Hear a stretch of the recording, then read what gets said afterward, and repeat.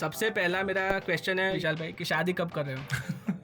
ये सवाल से मैं थोड़ा तंग आ जाता हूँ, इसलिए आपने जानबूझ के ये सवाल। थिएटर में कोई हायरार्की नहीं होती, सब लोग साथ में बैठ के साथ, लाइट वाला हो, सेट वाला हो, Audience होती है। सब लोग एक दूसरे को इक्वली देखते हैं। ये जो अंडरस्टैंडिंग आती है, ये जो कैरेक्टरिस्टिक्स आते हैं, वो जब आप फिल्म में काम करने जाते हो तब they look more natural to you, more real to. तो हमारे माइंड में यही मानसिकता है कि थिएटर वाले बंदे पैसे कम कमाते हैं, स्ट्रगल रहती स्ट्रगल है। तो सब करते हैं, सब अपने अपने लेवल पे, अपने अपने स्केल पे करते हैं। पैसे बनते हैं कि नहीं, मुझे तो लगता है बनते हैं। आप क्या प्रीफर करते हो, थिएटर, मूवी और वेब सीरीज? यार मैं वो सब प्रेफर करता हूँ जहाँ पे मुझे कुछ एक्सपेरिमेंट करने को। नसीब कितना फैक्टर करता है? नसीब को और सामने स्किल्स को आप कितना मानते हो?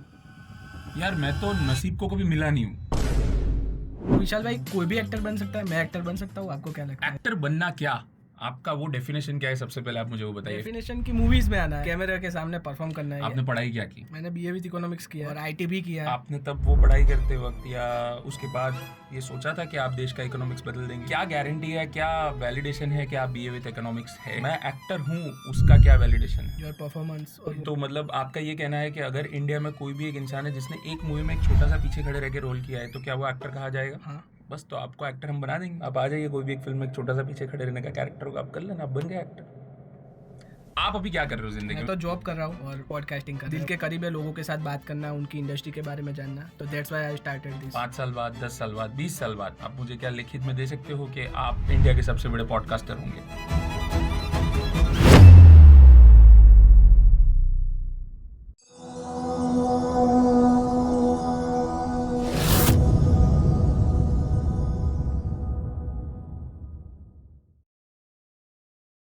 नमस्कार दोस्तों, आज हमारे साथ है विशाल भाई। विशाल भाई एक Gujarati actor, theatre artist, teacher, trainer, entrepreneur और काफ़ी वाइल्ड प्रोफेशन है आपका। तो थैंक यू विशाल भाई यहाँ आने के लिए। Thank you so much. कैसे हैं आप? एकदम बढ़िया। विशाल भाई के काफ़ी पॉडकास्ट है जिसमें उन्होंने कैसे वो सीए छोड़ के एक्टिंग में आए, तो उसके हम उस पर बात नहीं करेंगे। तो सबसे पहला मेरा क्वेश्चन है ये है विशाल भाई कि शादी कब कर रहे हो? ये भी आपने किसी पॉडकास्ट से मुझे लगता है देखा है कि ये सवाल से मैं थोड़ा तंग आ जाता हूँ, इसलिए आपने जानबूझ के ये सवाल किया है। मैं शादी कब कर रहा हूँ, मैं पता नहीं। I am not very much in the opinion of और द आइडिया ऑफ જે આપણું sorry I can use Gujarati? No I can not. No you I can. हाँ ઓકે. हाँ, કારણ કે અમુક શબ્દો કે અમુક ઇમોશન છે ને વધારે ગુજરાતી ભાષામાં, ગાઢ માતૃભાષામાં જ બોલાય એવું છે, એમ કે એટલું નેચરલી આવતું હોય. तो वो एना जो बंधारण है लगन ना, उसका जो पूरा फॉर्मेट है, उसको लेकर मैं थोड़ा कंफ्यूज्ड हूँ फिलहाल लाइफ में। तो जब मुझे वो फॉर्मेट समझ में आ जाएगा, आई थिंक उस दिन मैं शादी कर लूँगा। डोंट यू थिंक कि एक सर्टेन एज के बाद एक पार्टनर की ज़रूरत होती है? ऐसा किसने बोला? ऐसा कहाँ लिखा है कि एक एज के बाद पार्टनर की ज़रूरत होती ही है या शादी करनी ही पड़ती है? और पार्टनर होना और शादी करना दो अलग चीज़ है, ये भी मैं आपको समझाने की। हाँ। आपको तो समझ में आना चाहिए, आप मेरी बात की जनरेशन वाले हाँ हो। हाँ, तो पार्टनर होना और शादी करना टू डिफरेंट थिंग्स। तो पार्टनर हो या नहीं वो अलग बात है, शादी हो या नहीं वो अलग बात है। ओके। कब कर रहे हो तो भी आप? मैंने जैसे कहा कि when the time is right, when the person is right, when probably I have understood the idea of marriage very clearly, that day for sure. और मैं ये भी अभी, क्योंकि आपने पूछा है, तो मैंने पहले भी एक पॉडकास्ट में जब मुझे पूछा गया था तब ये कहा था, और मैं आपको भी कह रहा हूँ कि सबसे पहला इन्विटेशन मैं उनको भेजूंगा और दूसरा आपको। अरे थैंक यू भाई, थैंक यू। तो विशाल भाई, अभी आपकी टोटल 3 कंपनी है जैसा मैंने समझा। कंपनी एक है, Okay. आईपीस 3 है। ओके, कंपनी इंडी प्रोडक्शंस है, which is a company financial format में जिसे कंपनी कहते हैं। Registered name. हाँ, तो वो इंडी प्रोडक्शंस है। उसके अंडर में 2 सब सेक्शंस है, एक प्रयोगशाला, एक रंगायन, ओके। और तीसरा में। हाँ, तो आप मुझे थोड़ा उसके बारे में ब्रीफली बताइए कि उसमें होता क्या, इंडी प्रोडक्शन में क्या होता है, रंगायन में और प्रयोगशाला, और आप क्या चौथा ऐड कर रहे ठीक हैं? है। इंडी प्रोडक्शंस बेसिकली एक थिएटर कंपनी है। उसमें अलग ये है कि एक कंपनी जब काम करती है तो वो कंपनी वाले फॉर्मेट में काम करती है, कि जैसे कंपनी के अंदर एम्प्लॉयज़ है, उनका एक विजन है, एक मिशन है, वैसे ये कंपनी में भी है। पर जब एक थिएटर कंपनी होती है तो वो ज़्यादा क्रिएटिवली सोचती है, ना कि कंपनी फॉर्मेट में सोचती है। तो ये basically it's a club experiment between a theatre group and a company, both together. तो मिलकर हम लोग इंडी प्रोडक्शंस में ये करते हैं कि हम क्रिएटिव और फाइनेंशियल दोनों का ध्यान रख के, मतलब आर्ट और कॉमर्स दोनों को साथ में रख के काम करते हैं। ये हो गया इंडी प्रोडक्शंस। तो बेसिकली इसमें ही था कि थिएटर काम कैसे करता है और how people making money in theatre. I think हम लोग इंडी प्रोडक्शंस के अंडर में जो मेजर 3 सेक्शन में अगर डिपार्टमेंट वाइज इसको डिवाइड करें तो सबसे पहले है थिएटर वर्कशॉप्स, दूसरा है थिएटर इवेंट्स और तीसरा है थिएटर प्रोडक्शंस। तो जब मैं थिएटर वर्कशॉप्स की बात करता हूँ तब हम अहमदाबाद की या गांधीनगर की कॉलेजेस है, वहाँ पे वर्कशॉप्स, रेगुलर क्लासेस वगैरह करते हैं, even for schools in Ahmedabad. Theatre events की जब मैं बात करता हूँ तब हम अहमदाबाद के कुछ अच्छे अच्छे इवेंट्स है विच आर आर्ट इवेंट्स, मतलब शादी वगैरह हम नहीं करते हैं, हाँ। पर अच्छे आर्ट इवेंट्स है उसको मैनेज करते हैं। स्कूल के एनुअल फंक्शंस हो गए जहाँ पे क्रिएटिवली हम लोग कुछ ऐड कर पाए एज ए टीम, सो वो काम हम करते हैं। और थिएटर प्रोडक्शंस हो गया जो एक नॉर्मली थिएटर ग्रुप या थिएटर कंपनी काम करती है, नाटक बनाना, वो काम करते हैं। सो पैसे कहाँ से आते हैं? तो थिएटर इवेंट्स और वर्कशॉप से पैसे आते हैं जो थिएटर प्रोडक्शंस में जाते हैं। और थिएटर में इन जनरल ओवरऑल पैसा मिलता है कि हमने तो हमारे माइंड में यही वही मानसिकता है कि थिएटर वाले बंदे पैसे कम कमाते हैं, स्ट्रगल रहती है। आई डोंट थिंक सो। देखो, स्ट्रगल शब्द तो मतलब हमारे फील्ड के साथ इतना गहरी तरीके से जुड़ा हुआ है, पर मुझे लगता है दुनिया में कोई इंसान ऐसा नहीं है जो ये कहेगा कि मैं स्ट्रगल नहीं करता हूँ। स्ट्रगल तो सब करते हैं, सब अपने अपने लेवल पे, अपने अपने स्केल पे करते हैं। जो रिचेस्ट पर्सन होगा दुनिया का वो भी स्ट्रगल करता होगा उससे ज़्यादा बनाने के लिए, तो स्ट्रगल तो है ही ऑफ कोर्स इस फील्ड में भी, जैसे हर फील्ड में होता है। पैसे बनते हैं कि नहीं, मुझे तो लगता है बनते।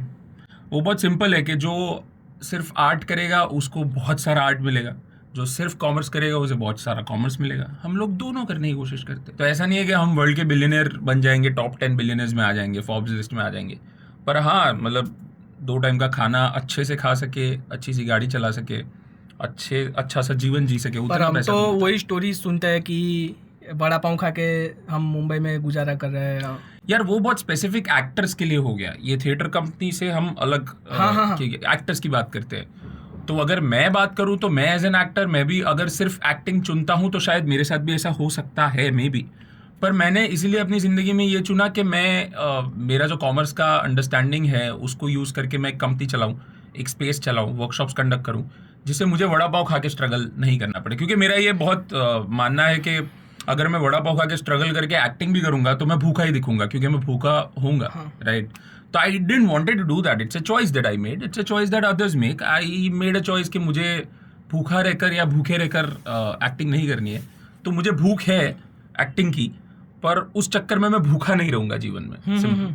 पर बेसिकली हमने देखा है कि जो लोग थिएटर से एक्टिंग करते हैं ना, वो बहुत ज़्यादा अच्छी, मतलब हमको पसंद आती है। वो ऐसा क्यों होता है? चाहे वो NSD से निकले हो या कहीं से भी उन्होंने पढ़ाई की हो, ऐसा क्यों होता है? आई थिंक थिएटर का जो बेस कोर है वो है लाइव फॉर्म है वो, जैसे अभी हम लाइव बात करते हैं। तो यहाँ पे हमारे पास ऑप्शन है कि बीच में शायद अभी आप चाय उठाओ और वो शॉट कट करना है तो वो हम कट कर पाएंगे।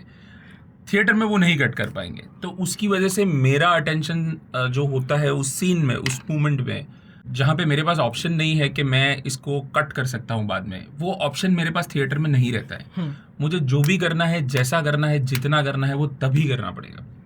इससे क्या होता है, my mind as an actor gets trained to be on the point, to be in the point, to be in the moment, everything together.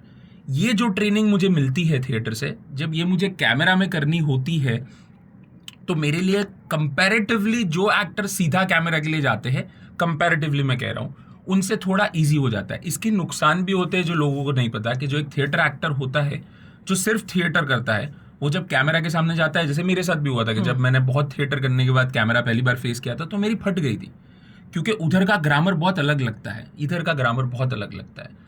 पर ऐसा ज़्यादातर हमने नोटिस किया है कि जो थिएटर वाले एक्टर्स हैं वो उधर अच्छे इसलिए होते हैं क्योंकि वो संपूर्ण थिएटर करके आए होते हैं, वो सिर्फ एक्टिंग नहीं करके आए होते। Theatre is not just acting, acting is one part of theatre. Okay. Theatre के अंदर आप साथ में काम भी करना सीखते हो, आप लोगों को रिस्पेक्ट करना भी सीखते हो। मूवीज में नहीं होता?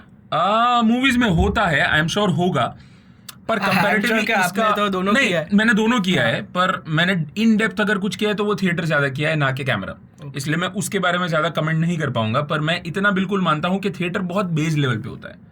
अगर मैं आपको कैमरा में, कोई कैमरा फील्ड में काम करता है, कैमरा डिपार्टमेंट में काम करता है या कोई भी काम करता है, अगर मैं उसको कहूंगा कि तुझे, तेरा जो फिल्म का एक्टर है, तेरा जो स्पॉट बॉय है, तेरा जो डायरेक्टर है, तेरा असिस्टेंट डायरेक्टर है, आप सब लोग एक टेबल पे बैठ के खाओगे, तो शायद कैमरा या फिल्म जहाँ बनती है वहाँ पे उसको लेकर दिक्कत होगी, क्योंकि वहाँ पे there is hierarchy that is being followed, right. उसी तरीके से थिएटर में कोई हायरार्की नहीं होती है। थिएटर में सब लोग साथ में बैठ के खाते हैं, वो लाइट वाला हो, वो कैमरा वाला हो, कैमरा नहीं होता है पर वो सेट वाला हो, ऑडियंस प्रोडक्शन होती है वाला पर हो, कैमरा नहीं होता। हाँ, पर basically everybody is on the very same page when you are doing theatre. सब लोग एक दूसरे को इक्वली देखते हैं जब थिएटर आप करते हो। ये जो अंडरस्टैंडिंग आती है, ये जो कैरेक्टरिस्टिक्स आते हैं, वो जब आप फिल्म में काम करने जाते हो, इसलिए आप नोटिस करोगे तो जितने भी आप एक्टर्स को सोच रहे हो, जब आप ये कहते हो कि थिएटर वाले एक्टर्स कैमरा में ज्यादा अच्छे लगते हैं, अगर आप उनको देखोगे तो वो लोग की कपड़े पहनने की स्टाइल, वो लोग जैसे दिखते हैं, जैसे हैं, they look like very normal people like me and you, because they come from that kind of a background, because they come from that kind of A conditioning in theatre. वो लोग gym goers या protein के डिब्बे खाना वो वाले background से नहीं आते। मैं बिल्कुल ये नहीं कह रहा हूँ कि वो बैकग्राउंड दोनों अपनी जगह अलग अलग है। इसीलिए ये जो एक्टर्स होते हैं वो इस कंडीशनिंग से आते हैं, इस तैयारी से आते हैं, इस स्कूल से आते हैं। इसलिए जब वो फिल्म एक्टिंग में जाते हैं या फिल्म करने जाते हैं, तब they look more natural to you, more real to you, because of this conditioning that they have had. Okay, yes. मतलब थिएटर वाला बंदा आखिरी दम तक थिएटर भूलता नहीं है। बिल्कुल, कभी भी नहीं भूलेगा, क्योंकि वो जिसने शिद्दत से थिएटर किया होगा, जिसने थिएटर ये इंटेंशन से किया होगा कि क्योंकि मुझे कैमरा में जाके काम करना है, मुझे फिल्म में मैं अच्छा एक्टर दिखूंगा अगर मैंने थिएटर किया होगा, उसको लेकर आई डाउट। पर जिसने शिद्दत से पूरा थिएटर किया होगा, जब मैं पूरा थिएटर बार बार बोलता हूँ, मेरा मतलब सिर्फ एक्टिंग से नहीं है, मैंने बैक स्टेज भी किया होगा, मैंने प्रोडक्शन भी किया होगा, मैंने सेट डिज़ाइन भी किया होगा, मैंने गाने भी लिखे होंगे जो गंदे होंगे लेकिन लिखे होंगे, कोशिश की होगी, टीम में मिलकर काम किया होगा, तो वो कभी अपने अंदर से थिएटर को निकाल नहीं पाएगा। True, totally agree with you. तो विशाल भाई, मैंने एक और ट्रेंड नोटिस किया कि थिएटर की ऑडियंस है ना, वो धीरे धीरे श्रिंक हो रही है। डोंट यू थिंक कि ये ऐसा हो रहा, मतलब देखो मूवीज में भी सेम हो रहा है और वेब सीरीज में उल्टा हो रहा है कि वो बढ़ रही है ऑडियंस, ईज ऑफ मोबाइल और इंटरनेट के कारण। आई थिंक थिएटर एक ऐसा आर्ट फॉर्म है, जितने भी आर्ट फॉर्म्स एग्जिस्ट करते हैं उसमें से थिएटर एक आर्ट फॉर्म है जो कभी नहीं जाएगा। उसकी ऑडियंस श्रिंक होगी, बढ़ेगी, कम होगी, बढ़ेगी, पर वो कभी नहीं जाएगा। आई don't know if you know this और नॉट, पर नट्य शास्त्र एक मतलब इट्स अ शास्त्र, राइट? ट्रू। ये शास्त्रों में लिखी गई, तब से लिखी गई, तब से फॉलो की गई बात है। मैं आपको यही एग्जांपल देता हूँ कि मैं गांव में था, मैं रूरल गुजरात में जी, तो उधर भवाई होती थी पहले, फिर तरगाड़ा और वो जो जितने भी शोज होते हैं वो अभी खत्म हो रहा है, पूरा सब खत्म ही हो गया है ऑलमोस्ट। तो वो तो गया ना, एक वो नाट्यशास्त्र में ही आता वो जाएगा नहीं, वो कम हो जाएगा। ऑफ कोर्स उसका एग्जिस्टेंस क्या होता है, जैसे जैसे जैसे इंसान इवॉल्व होता है, उसके साथ साथ उसका देखने का तरीका, उसको क्या देखना है, उसको कैसा देखना है, वो भी चेंज होता है। हाँ।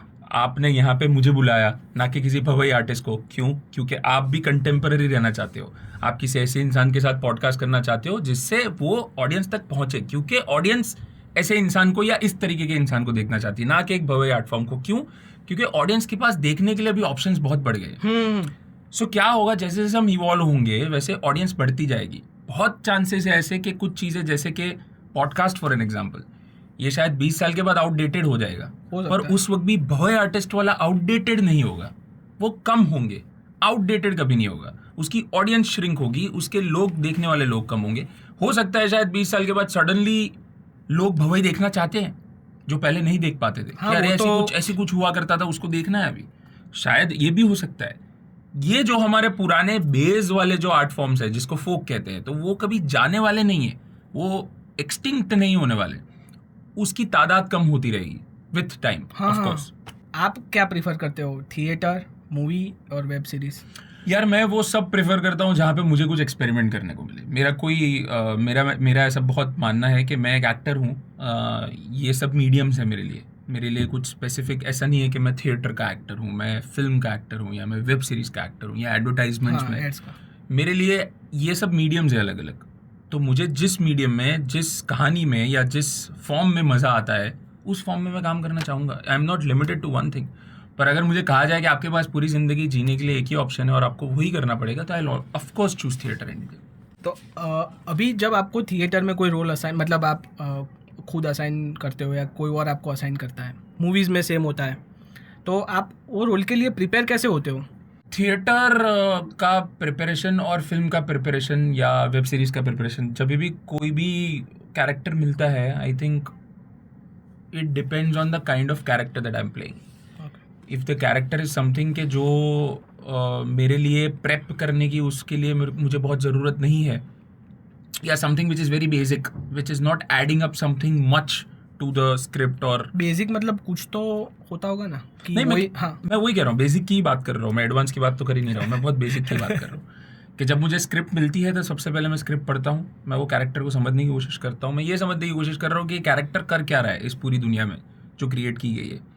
शायद वो लीड रोल हो, पैरेलल लीड हो, वो कोई कैरेक्टर रोल हो। I try to understand that what exactly this character is bringing on table in the overall story.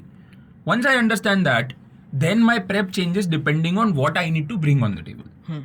तो मुझे अगर समझ में आया कि ये जो कैरेक्टर है, it is just for this specific scene that I'm coming into, then my prep is going to be like that. If the character is something that is going to add to an overall arc of the film, then my prep is going to be like that. So it changes from script to script, from people that I am working with. Of course काफ़ी ऐसे भी काम मिलते हैं जहाँ पे director खुद ये चाहता है कि नहीं बस भूल के चले जाओ, इसमें कुछ करने, तो मैं उसमें ऐसा भी होता है। हाँ बिल्कुल होता है, क्योंकि उसमें कुछ इतना इंपॉर्टेंस नहीं होगा शायद मेरे कैरेक्टर का, पर ऐसा उनको लगता है वो ऑडियंस के पर्सपेक्टिव से अलग। पर सर वो जो प्रोडक्ट है वो तो डायरेक्टर की है ना, मेरी थोड़ी है। मैं तब ये थोड़ी सोचूंगा कि मेरी। आप तो सजेस्ट भी नहीं कर सकते, तो फिर मैं बिल्कुल सजेस्ट कर सकता हूँ, पर कुछ डायरेक्टर शायद ऐसे होते हैं जो सजेशन एक्सेप्ट नहीं करते, तब मैं क्या करूँगा? तब तो मुझे वही करना पड़ेगा जो वो बोल रहा है। देखो यार, एक चीज़ बहुत सिंपल मैंने मानी है और मैंने जानी है कि एक एक्टर के तौर पे मेरा काम, जब मैं कैमरा के लिए काम कर रहा हूँ तब मेरा काम वो है जो मेरा डायरेक्टर चाहता है। तो in this case for example, you are the director of this thing, I might want to do a lot of things, I might want to say a lot, but you can, ऐसा कहीं नहीं है। पर मैं यही कह रहा हूँ, मैं यहाँ पे गाली गलौज शुरू कर दूंगा तो आप तो ये पॉडकास्ट बाद में टेलीकास्ट ही नहीं कर पाएंगे, समझिए। So I need to stick to the boundaries, which boundaries that you have set it for me. But acting के बारे में या कोई भी हो तो आपको ज़्यादा पता होगा, डायरेक्टर को ओवरऑल पता होगा।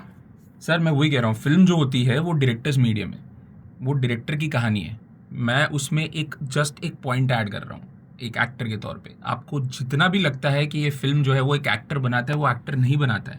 क्योंकि मैं मान लो इतना कड़क कुछ परफॉर्मेंस कर दूं जहाँ पे मैंने लेफ्ट देख के ऐसे करके रिएक्ट करके ये किया, वो एडिट में काट देगा। अभी मैंने ये किया, आप काट दोगे इसको, तो मेरा मेहनत का क्या? तो अगर आप मुझे बोल रहे हो कि ऐसे मत देख, तो मैं नहीं देखूँ, क्यों मेहनत करूँ मैं उसके पीछे? सिंपल है ना। पर मूवीज एक्टर के फेस पे नहीं चलती है।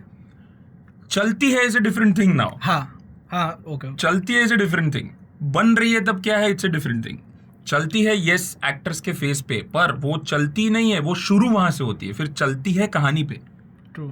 आप शायद सलमान का फेस देख के फिल्म देखने जाते हो, पर वो फिल्म अगर गंदी है तो आप बोलते हो गंदी है, आप ये नहीं बोलते कि नहीं नहीं भाई का फिल्म अच्छा है, नहीं भाई ने खराब काम किया, नेक्स्ट फिल्म में अच्छा करेगा, आप ये बोलोगे, सिंपल। तो चलती नहीं है, चलती है वो बिल्कुल उसकी वजह से जो वो कहानी अच्छी पर जो बड़े स्टार है उनकी बात तो मानते होंगे ना डायरेक्टर्स की, भाई इसने बोला है तो सही है। यार वो तो मैं जब बड़ा स्टार बनूंगा फिर पता आप तो हो ही यार ऑलरेडी। आपने अभी तो मुझे कैसे पता चलेगा कि बड़े स्टार की बात मानते हैं कि नहीं। यार ग्राउंड रियलिटी बहुत अलग होती है, समझो। एक फिल्म होता है या कुछ भी, जब कोई भी आर्ट वर्क होता है, कुछ भी आर्ट कलेक्टिव, वो बहुत कलेक्टिवली बनता है, बहुत सारे लोग होते हैं उसमें। It is not just one person that decides.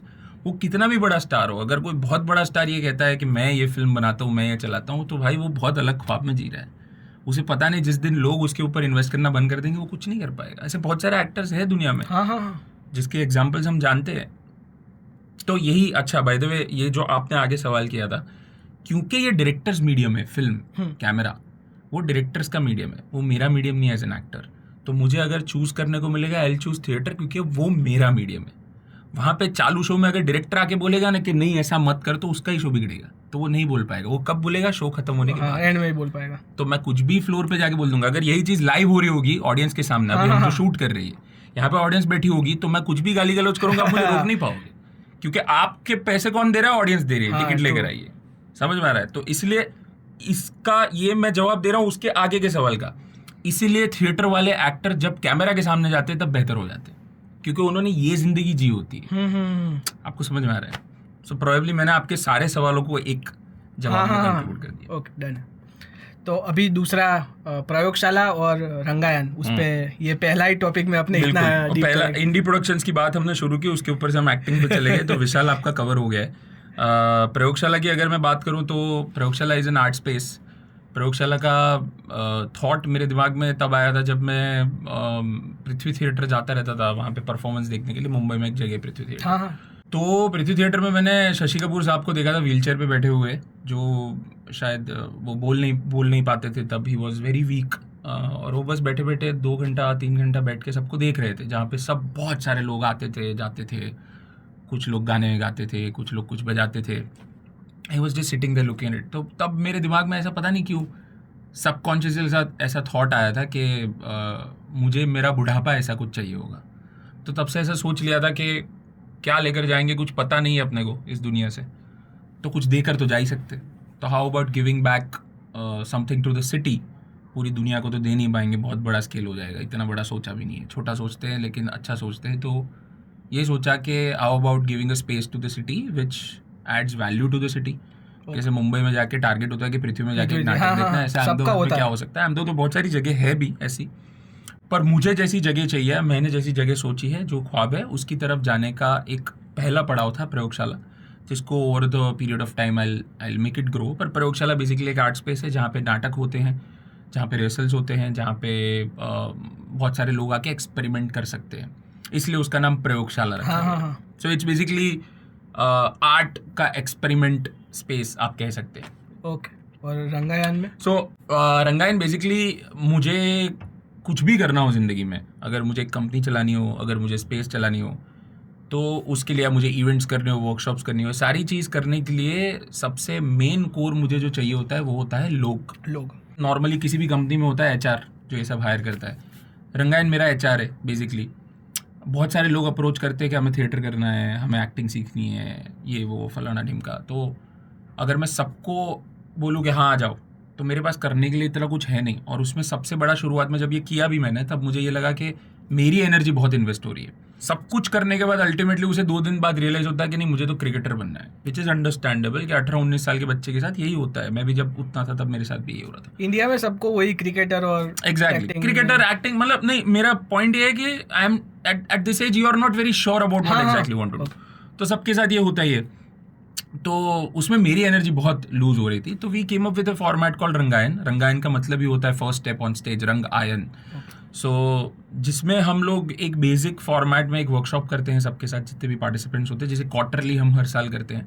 उसमें मैं बेसिकली थिएटर और एक्टिंग की बेसिक चीज़ों के बारे में उनको एक्सप्लोर करवाता हूँ, उनसे बात करता हूँ, वो मुझसे बात करते हैं, हम उनको समझते हैं, वो हमें समझते हैं, हमारी प्रोसेस को समझते हैं।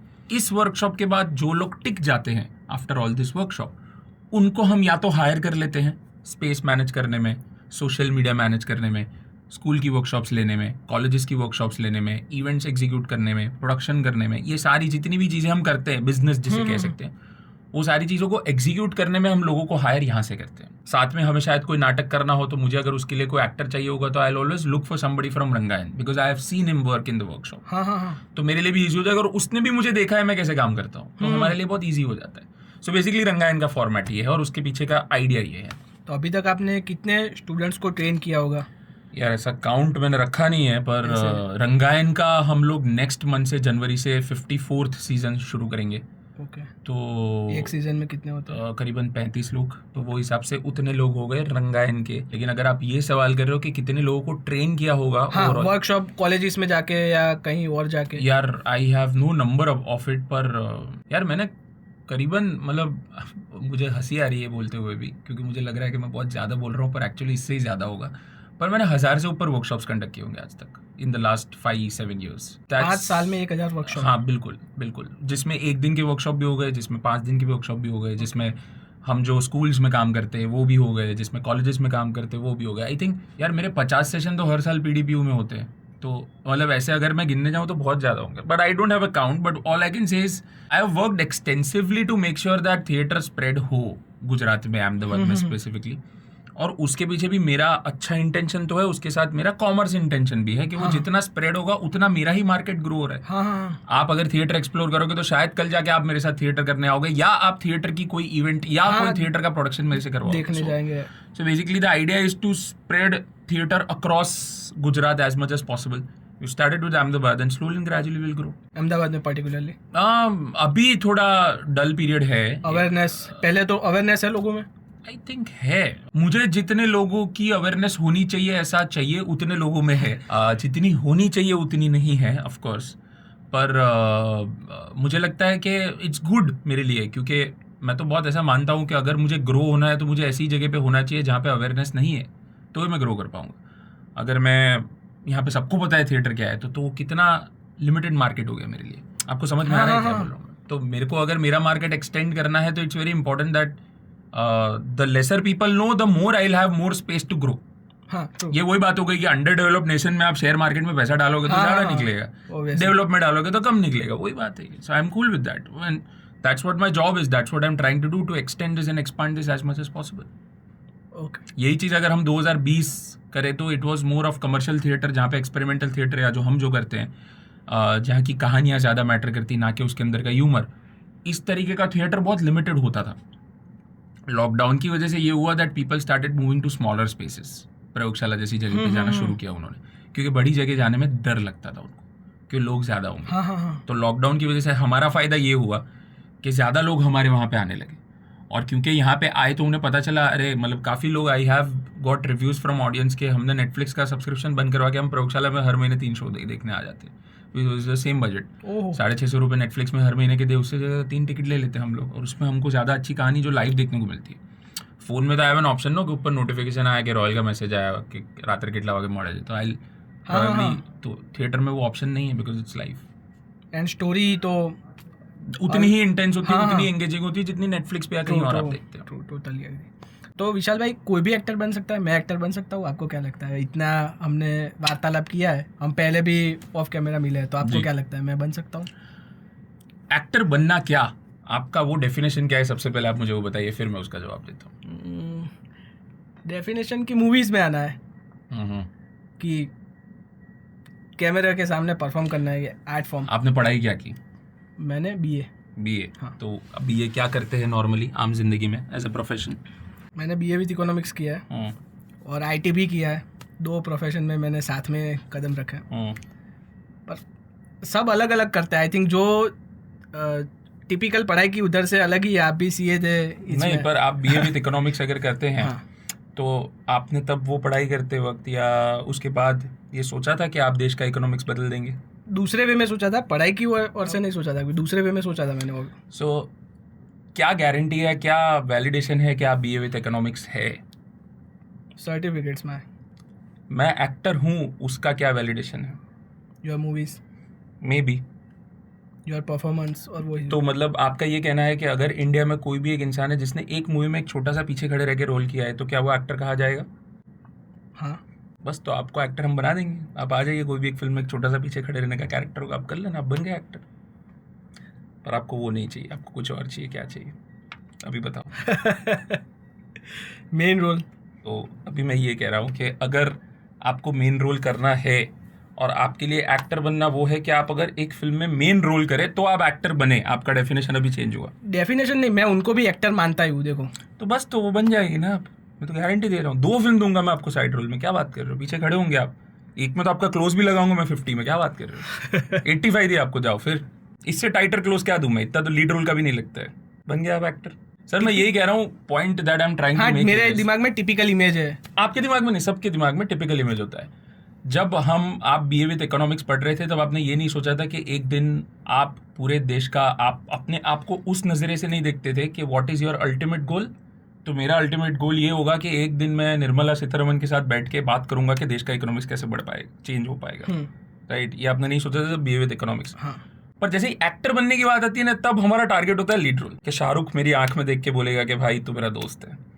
आपको समझ में आ रहा है difference? Because that's how the field works. Acting field ही ऐसी है, या फिल्म्स चीज़ ही ऐसी है कि जो हर कोई करना चाहता है।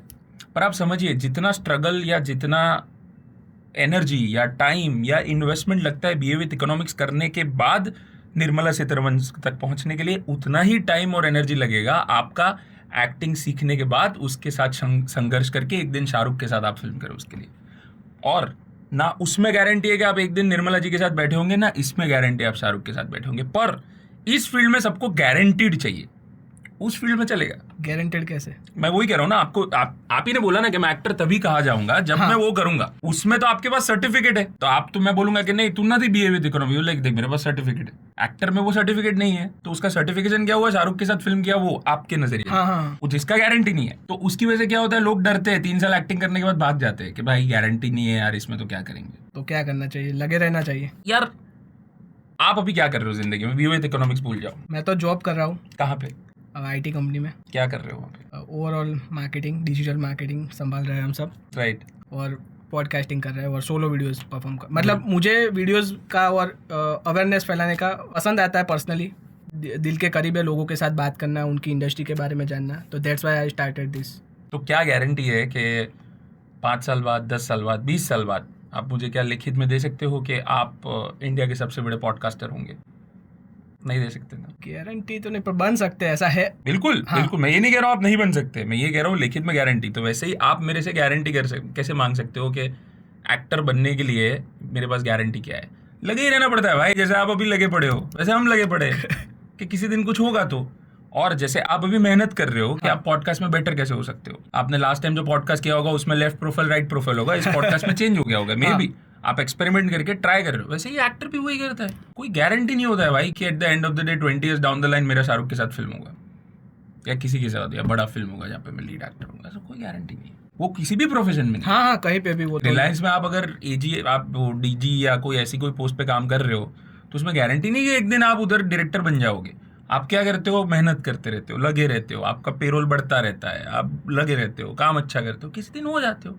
कुछ लोग ऐसे भी होंगे जो नहीं होते मेहनत करके भी, वैसे ही एक्टिंग फील्ड में भी है, कुछ लोग हैं जो पहुंच जाते हैं मेहनत किए बिना भी, जैसे रिलायंस में भी होगा कि कुछ लोग मेहनत कुछ और करके पहुंच जाते होंगे, वैसे कुछ लोग एक्टिंग में भी होते हैं जिनका नसीब अच्छा होता है। सो द पॉइंट इज, नसीब कितना फैक्टर करता है, आप कितना मानते हो नसीब को और सामने स्किल्स को, आप कितना मानते हो? यार मैं तो नसीब को कभी मिला नहीं हूँ, मुझे पता नहीं वो होता है कि नहीं, पर मैं स्किल्स को तो बार बार देखता हूँ कि ऐसा मैं नहीं, जब पर skills, हाँ। मैं बता रहा हूँ, जैसे पिछले पॉडकास्ट में मैं जिस कॉन्फिडेंस से बात कर रहा था वो कॉन्फिडेंस आज 1% बढ़ा ऐसा लग रहा है, उसका मतलब मैं मिला अभी अपने आप अपनी स्किल से कि अच्छा ग्रो हुआ है। पर मैं ये नहीं मानता हूँ कि नसीब था कि आज मुझे रॉयल ने बुलाया, मैं तो मिला नहीं हूँ उसे, मुझे क्या पता तुमने क्यों बुलाया, कैसे बुलाया भाई हम जो मिले वो बाय लकी मिले ना। वो आपको कैसे पता वो लक था, वो लक ही था ऐसा कैसे पता? It can be something else, there is no guarantee again there, no. So what I am saying is you can not measure this, हाँ, but I can measure the skill set. कैसे?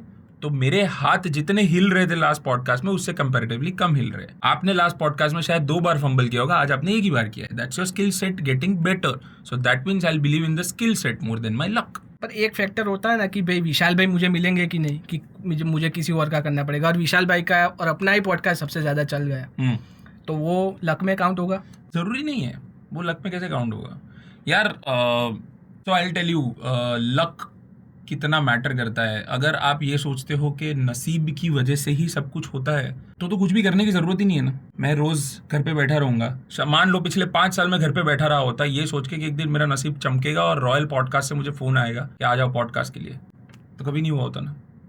मैंने कुछ काम किया है जिसकी वजह से मेरा थोड़ा सा नाम हुआ है, जिसकी वजह से आपको लगा कि इसको बुलाना चाहिए, ना कि लक की वजह से आपको लगा कि आपको एक ऐसे बैठे थे और आया विशाल शाह, आपने सर्च किया विशाल शाह को बोला, ऐसे नहीं है ना। There is a background behind it. So I don't think that I am not saying that luck जैसा कुछ एग्जिस्ट नहीं करता है। देखो कुछ चीजें ऐसी होती हमारी दुनिया में, जैसे कि भगवान, जैसे कि नसीब, जिसके अंदर बिलीफ ही हमें जिंदा रख रहा है, वो है या नहीं उसका प्रेजेंस हम किसी को नहीं पता। तो मैं ये नहीं कह रहा हूँ उसमें बिलीव मत करो, और उसके भरोसे मत बैठो, मैं ये कह रहा हूँ। समझ में आया? किसी दिन मेरा लक चमका, अभी एकदम दरवाजा खुला और यहाँ पे अंदर से कोई निकला है, अपना क्या नाम है, रणवीर अलाहाबादी आया और बोला रॉयल अभी तू मेरे साथ पॉडकास्ट करेगा। पर तब रॉयल अगर सामने ऐसा बोलेगा जब तो तुम्हारा स्किल सेट नहीं होगा, तो बोलेगा चल निकल इधर से, मैं नहीं करूँगा तेरे साथ पॉडकास्ट। तब तो स्किल सेट चाहिए होगा ना। हाँ, तो मान लो किसी दिन नसीब चमके आपके ऊपर, ऐसा मान लेते कि नसीब एग्जिस्ट करता है, पर उस दिन स्किल ही नहीं होगा तो क्या फर्क पड़ेगा? अपॉर्चुनिटी को आप नसीब मानते हो कि आपको एक मूवी की अपॉर्चुनिटी आई, आपने वो पकड़ी, तो आप उसको लक में कंसीडर करते हो? बिल्कुल नहीं, बिल्कुल नहीं, इट्स नेवर द लक। मुझे लगता है कि मतलब लक कैसे होगा यार, वो मुझे अगर कोई भी अपॉर्चुनिटी मिलती है तो वो मैं नसीब के भरोसे नहीं रखूंगा यार। पर वो आपको मतलब आपको जानता था ऑब्वियसली, किसी और को देने वाला था, उसकी जगह आपको दे दिया, और वो रोल और वो मूवी बहुत अच्छा परफॉर्म किया। हाँ, अगर वो बुरा होता तो तो क्या करूँगा? तो किसको ब्लेम करूँगा? भगवान को? ब्लेम नहीं पर अच्छा करता लक को कि यार हमारू खराब नसीब है। हम क्या करते हैं यार, हम में ना इंसान के तौर पे बहुत अपॉर्चुनिटीज है। जब हमारे साथ कुछ अच्छा होता है ना तो हम कहते हैं हमारा नसीब अच्छा था, ये भगवान ने पलू करी। ना खराब जब कुछ बुरा होता है तब हम खुद पे ले लेते हैं इन मोस्ट केसेस, या इधर वेज डिपेंड करता है वो इंसान पे फ्रैंकली। मैं I ना think भगवान उल्टा होता है, लोग अच्छा मैं वही होता बोल है रहा तो हूँ, वो डिपेंड करता है आपके केस में, वो इंसान पे भी डिपेंड हाँ, करता है मतलब वो चीज़ पे। ज्यादातर लोगों का मैं बोल रहा हूँ हम क्या करते हैं, जहाँ पे हमें खुद पे नहीं लेना होता हम किसी पे डाल देते हैं। हाँ। हमारे पास दो ही ऑप्शन होते हैं, या तो भगवान या तो नसीब। पर नसीब भी कौन देता है? भगवान। तो ultimately we round it up there, good और bad depending on the person. मेरा बहुत सिंपल है, मैं किसी के भरोसे नहीं बैठता हूँ। मेरा जो है वो मेरा खुद का है, मेरा भगवान भी मेरे अंदर है, मेरा नसीब भी मेरे अंदर है। जो है वो मेरा है, मेरे को जितना मेरे से होगा उतना मैं करूँगा। उससे होगा जो भी होगा उसका अथॉरिटी रिस्पॉन्सिबिलिटी भी मैं लेता हूँ, नहीं हो रहा है उसका रिस्पॉन्सिबिलिटी भी मैं लेता हूँ। मेरे को किसी के भरोसे नहीं बैठना है, वो नसीब हुआ है भगवान। समझ में आ रहा है आपको क्या कर रहा हूँ? तो मेरे लिए बहुत ईजी हो जाता है कि अगर गाली देनी होती तो मुझे किसी को नहीं देनी होती, खुद को ही देनी होती, और शाबाशी भी देनी होती तो मैं ऐसे ही कर देता हूँ। नाइस, अच्छा पर्सपेक्टिव मिला मुझे लाइफ का। भाई अभी थोड़ा डार्क साइड हो जाए इंडस्ट्री का। Dark side? हाँ, कि कैसा माहौल रहता है इंडस्ट्री में, कुछ ऐसी बातें जो लोगों को नहीं पता है बट इंडस्ट्री में ऐसा होता है, जो मॉडलिंग में चलता है कि आपको डायरेक्टर के साथ। मैंने मॉडलिंग नहीं किया है, मॉडलिंग और एक्टिंग में इन जनरल मतलब ऐसी स्टोरियां मतलब आप अगर गुजराती इंडस्ट्री की बात कर रहे हो तो यहाँ पे ऐसा कुछ नहीं होता है यार। गुजराती बिल्कुल आई थिंक हाँ, मतलब यार कैसा होता है हर इंडस्ट्री में या हर फॉर्मेट में, वो शायद प्लास्टिक इंडस्ट्री हो, फिल्म इंडस्ट्री हो, वो डिजिटल मार्केटिंग इंडस्ट्री हो, हर इंडस्ट्री में एक ग्राउंड लेवल की चीज़ें होती है, जैसे कि या ग्राउंड लेवल की टीम्स होती है कि जिन्होंने शुरू ही इस इंडस्ट्री में ये थॉट से किया होता है कि हम ये कर पाए। जो डार्क साइड की आप बात कर रहे हो, जैसे अगर आप कास्टिंग काउचेस की बात कर रहे हो या उस तरीके की चीजें की बात कर रहे हो, तो कुछ लोगों ने शुरुआत ही वो थॉट से की होती है कि मुझे मॉडलिंग एजेंसी शुरू करनी है ताकि मैं ये कर पाऊँ। उसकी वजह से आप पूरी मॉडलिंग एजेंसी इंडस्ट्री को ब्लेम नहीं कर सकते। समझ में आ रहा है? वो इंसान के इंटेंशन से प्रॉब्लम। वो यही चीज शायद सोशल मीडिया एजेंसी चालू करके भी कर सकता था, पर क्योंकि वो जब उसे पता है कि मॉडलिंग एजेंसी या एक्टिंग के लिए लोग दौड़ के आ जाएंगे पूछने के लिए कि मैं एक्टर बन सकता हूँ कि नहीं, उसके लिए इजी वे आउट है, इसलिए वो उसमें जंप इन करता है। समझ में आ रहा है मैं आपको क्या बोल रहा हूँ? क्योंकि यहाँ पे इजी एक्सेस है ना। ये वही चीज है, लॉटरी खरीदते हैं हम, क्यों खरीदते हैं? क्योंकि हमें पता है इजी मनी मिलेगा, तो हम सोचते नहीं है उसमें, दिमाग नहीं दौड़ाते। पर मैं इसलिए आगे जो बात की मैंने फिर से रिपीट कर रहा हूँ कि like every other industry, this industry has equal amount of struggle and no guarantee. ज्यादा नहीं है स्ट्रगल, मुझे पर्सनली ज्यादा लगती है, क्योंकि एक्टिंग और क्रिकेट में मुझे पर्सनली बहुत ज़्यादा लगता है कि लोग बहुत ज़्यादा है और सिलेक्टेड जिसको बहुत टॉप पे पहुंचना है, और सबका आपने बोला कि वही गोल है। वही गोल है। देखो ऊपर जगह तो जितनी है उतनी ही रहेगी भाई। तुम अगर मैं कल से डिसाइड करता हूँ कि मुझे किसी दरिया में जाके पेट्रोल खोद के निकालना है, तो मैं अगर वो काम कर रहा हूँ तो मेरा टॉप लेवल क्या हुआ? रिलायंस। तो ऊपर तो जगह एक ही है। आप कोई भी बिजनेस में जाओगे ऊपर तो एक ही जगह है। मैं कल से डिसाइड करूँ कि मुझे डिलीवरी ऐप शुरू करना है तो जगह जेफ बेजोस के पास ही है वो। वैसे अगर मैं सोचता हूँ कि मुझे फिल्म इंडस्ट्री में जाना है तो वो बहुत लिमिटेड जगह है ऊपर। ये हर इंडस्ट्री में है, पर यहाँ पे सबको उसके साथ का जो चार्म होता है जो अटैच है। जेफ बेजोस को नहीं जानते लोग, सब शाहरुख को शायद जानते हैं ज्यादातर लोग, फेम नेम।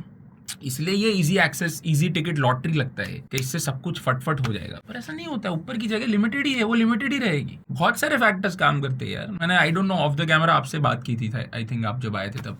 आई थिंक वो जो पूरा रिवॉल्यूशन हुआ था, इमरजेंसी हुई थी हमारे देश में, उस वक्त एक गुस्सा था आम इंसान में, है ना? तब है ना बहुत फेमस अपने काका Rajesh Khanna was very famous. This is something that I have heard from one of a very senior actors, a story where he was also trying to explain the same thing कि कितनी सारी चीज़ें काम करती है एक एक्टर को बनाने में। It is not just his skill set, not just his luck, not just God. There are so many things that applies. उस वक्त बहुत एक इमरजेंसी हुई, उसकी वजह से बहुत ज़्यादा एक गुस्सा था आम इंसान में कि हमें कुछ करना है, करके दिखाना है। उस टाइम पे किसी दो इंसानों को लगा कि हमें कुछ एक है ना ऐसी एक पावरफुल स्टोरी लिखनी जिसमें एक पावरफुल प्रोटोगनिस्ट हो। तब लोग क्या देखने से आदी थे? राजेश खन्ना के जो ऐसे हिल के मस्त है वो करते थे, lover boy type image and all that. पर लोगों में बहुत गुस्सा आया, किसी ने एक फिल्म लिखी जिसमें एंग्री यंग मैन का कैरेक्टर प्ले किया बच्चन साहब ने। और क्योंकि तब लोगों के अंदर वो गुस्सा था, क्योंकि लोग ऐसा देखना चाहते थे, वो फील कर रहे थे, इसलिए उसके साथ कनेक्ट कर पाए, इसलिए बच्चन बन गए Bachchan. Angry young man become a title. उसके बाद लोगों को वो देख के एक पॉइंट पे लगा कि कब तक हम गुस्सा दिखाएंगे यार, थोड़ा प्यार व्यार भी सिखाओ। तब किसी ने कुछ सोचा, किसी ने कुछ लिखा, और वो शाहरुख को मिला जिसने ऐसे बाहें फैल के आपको दिखाया कि प्यार क्या होता है, तो लोगों को वो कनेक्ट हुआ।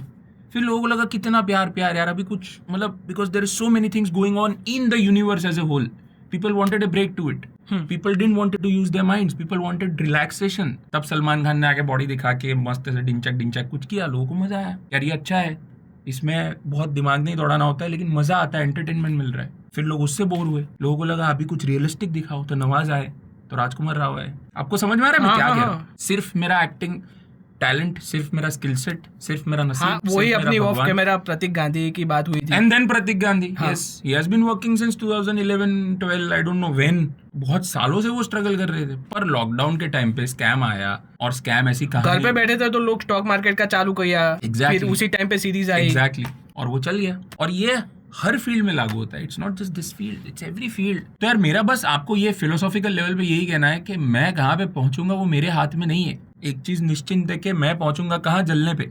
बहुत डार्क है, आपको क्योंकि डार्क बातें जाननी थी इसलिए डार्क बता रहा हूँ, पर वही निश्चिंत है। इसके बीच का रास्ता निश्चिंत नहीं है। इसके बीच के रास्ते में एक चीज निश्चिंत है कि मैं खुद के साथ रोज क्या कर रहा हूँ, मैं क्या ऐसा कर रहा हूँ जिससे मैं ग्रो हो रहा हूँ। हम जब बंदर थे और बंदर से इंसान बने तो उसमें एक ही चीज निश्चिंत हुई कि हम इवॉल्व हुए। हम जो पत्थर घिस के आग करते थे अभी ऐसे टक करके करते ना, तो वो हमारा इन्वेंशन है।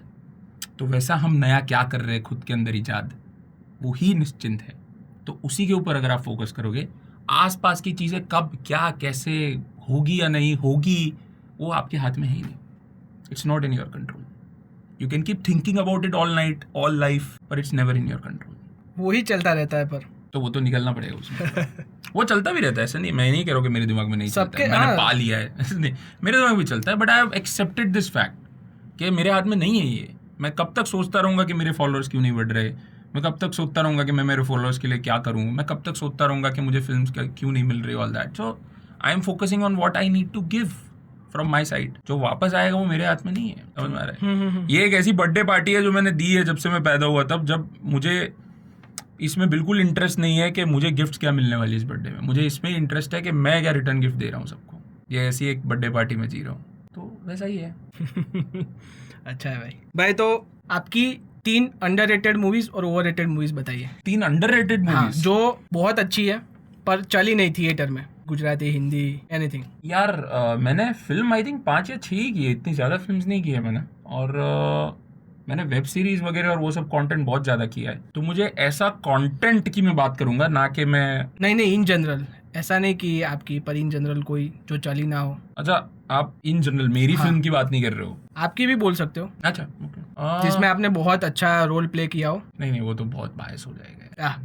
खुद की क्या तारीफ करना है, खुद का बोल दो भाई। नहीं, मैं नहीं, ऑनेस्टली बता रहा हूँ, वो तो कोई पॉइंट ही नहीं है। ऐसी फिल्म्स जो मुझे अंडररेटेड लगती है कि जो चली नहीं, जैसे मुझे तुम्बाड़ लगती है जो अभी री रिलीज हुई। तो Tumbbad, yes, oh it is a very underrated film, पर वो री रिलीज हो गई, उसको मिल गया उसको तो अभी वो अंडररेटेड नहीं बची। मैंने तो उस टाइम पे देखी थी, थिएटर में जाके नहीं देखी थी, मोबाइल में ही देखी थी। पर इस बार देख लिया ना भाई, तो 2 टिकट लेके देखा ना। पर तुमने पहली बार मोबाइल में देखी थी तो तुम्हें इस बार 2 टिकट लेनी चाहिए ताकि तुम पुराना रिइंबर्स कर दो। ठीक है, चलेगा। वाह यार, मुझे लगा गर्लफ्रेंड की बात कर रहे हैं। तो 4 अंडररेटेड फिल्म्स मेरे दिमाग में कुछ आ नहीं रही है यार। मुझे अच्छी फिल्म्स जो रिसेंटली लगी हो मैं उसके बारे में बात कर सकता हूँ। जैसे लापता लेडीज मुझे बहुत अच्छी लगी, पर वो अंडररेटेड नहीं है, वो पहुंची लोगों तक, so I am very happy about it. मैंने बहुत कम फिल्म्स देखी है रिसेंटली, ऐसा मुझे फील हो रहा है। मतलब मैंने बहुत सारी सिनेमा देखा है, पर मैं पिछले काफ़ी टाइम से मलयालम सिनेमा ही ज़्यादा फॉलो कर रहा हूँ, और उससे तो बहुत ड्यू मिल रहा है, ऐसा मुझे लग रहा है। बहुत पहुँच रही है। साउथ की मूवीज क्यों इतनी चल रही है? आई थिंक लोगों को रियलिस्टिक कंटेंट देखने में मज़ा आता है, और साउथ की फिल्म्स होती है, साउथ बहुत अलग, वो भी बहुत वास्ट है। साउथ आपको पता है ना, साउथ तमिल है, तेलुगु है, मलयालम है, बहुत अलग अलग सिनेमा है उसके अंदर भी। स्पेसिफिकली जो सिनेमा चल रहा है, आई am not talking about Pushpa and all, I am talking about जो सिनेमा नेटफ्लिक्स पे चलता है। पुष्पा भी ऑफकोर्स चलता ही है, क्योंकि उसके अंदर जो जिस तरीके से एडिट उसका किया जाता है, जिस तरीके से स्टोरी लाइन होता है, वो लोगों को ज्यादा एंटरटेनिंग और अग्रेसिव और अटेंटिव लग रही है। साउथ फिल्म्स वाले क्या कर रहे हैं ज्यादातर, they are following the trend in a way, in terms of making the film. सो अभी क्या है, अपना तुम अगर रील्स भी देखो तो जैसे अपना भी ये रील कटेगा तो कैसे कटेगा, टाट टाट टाट टाट टाट टाट टाट टाट टाट टाट, ये बीट पे कटता है ना रील, राइट? आप भी ऐसे काटोगे, वरना नॉर्मली कैसा होगा कि आपको देखते रहे लोग,